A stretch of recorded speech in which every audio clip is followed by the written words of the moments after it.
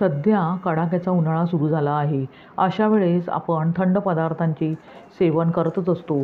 त्यातील सर्वांच्याच आवडीचे म्हणजे मँगो फ्रुटी, जे लहानच काय मोठ्यांनाही खूप आवडते. पण मार्केटमधून आणलेले जे फ्रुटी असते त्यात प्रिझर्वेटिव्ह वापरलेले असते, जे शरीरासाठी हानिकारक असतेच.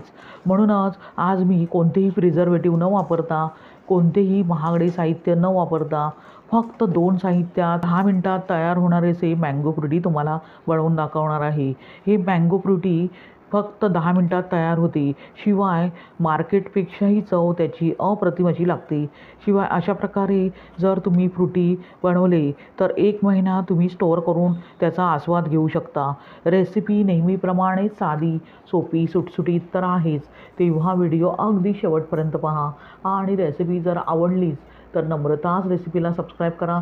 अगदी निःशुल्क आहे आणि सोबतचे बेल आयकॉनवर क्लिक करा, म्हणजे मी जे नवनवीन व्हिडिओ बनवेन त्याचे नोटिफिकेशन तुमच्यापर्यंत पोहोचेल. लाईक करा आणि आपल्या मित्रमैत्रिणींना शेअर करा. चला तर मग जास्त वेळ न घालवता आता आपण रेसिपीला सुरुवात करूया.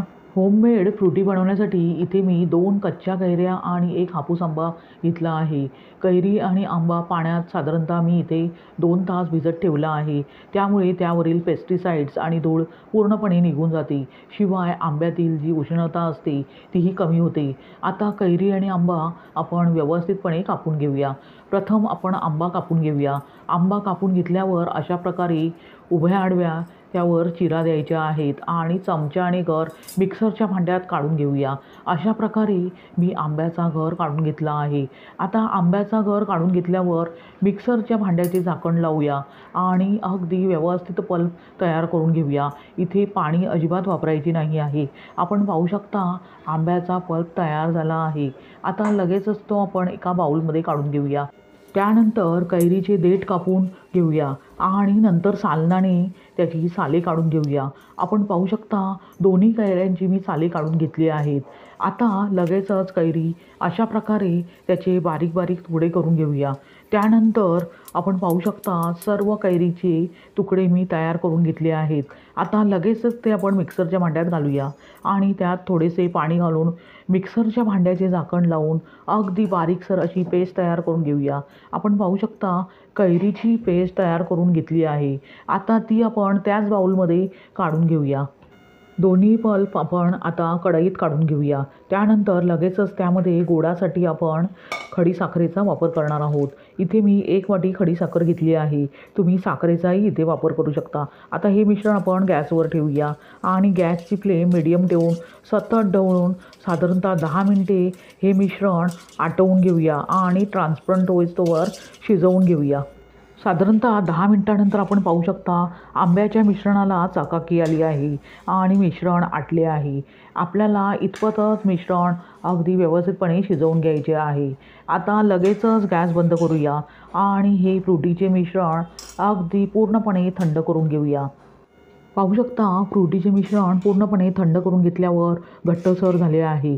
आता लगेचच ते आपण मार्केटसारखे फ्रुटी व्हावे यासाठी मिक्सरमध्ये ट्रान्सफर करूया आणि मिक्सरच्या भांड्याचे झाकण लावून अगदी 1 ते 2 मिनिटे फिरवून घेऊया. पाहू शकता अगदी घट्टसर मँगो पल्प तयार झाला आहे. लगेचच तो आपण बाउलमध्ये काढून घेऊया. अशा प्रकारे अगदी फ्रुटीचे मिश्रण तयार करून घ्यायचे आहे.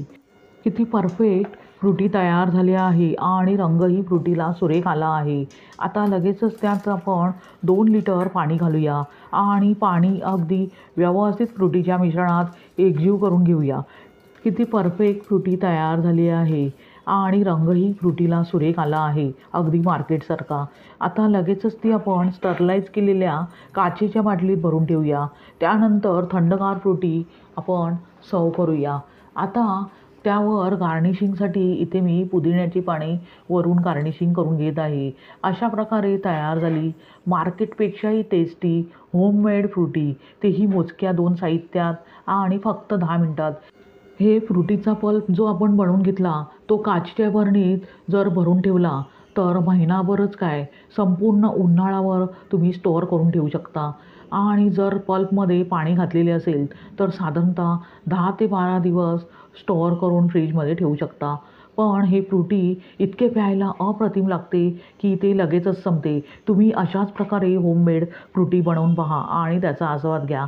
तुम्हाला ही रेसिपी कशी वाटली ते कमेंट करून सांगा आणि रेसिपी जर आवडलीच तर नम्रताच रेसिपीला सबस्क्राईब करा. अगदी निःशुल्क आहे. लाईक करा आणि आपल्या मित्रमैत्रिणींना शेअर करा. पुन्हा भेटूया अशाच थंडगार रेसिपीसह. धन्यवाद. श्री स्वामी समर्थ.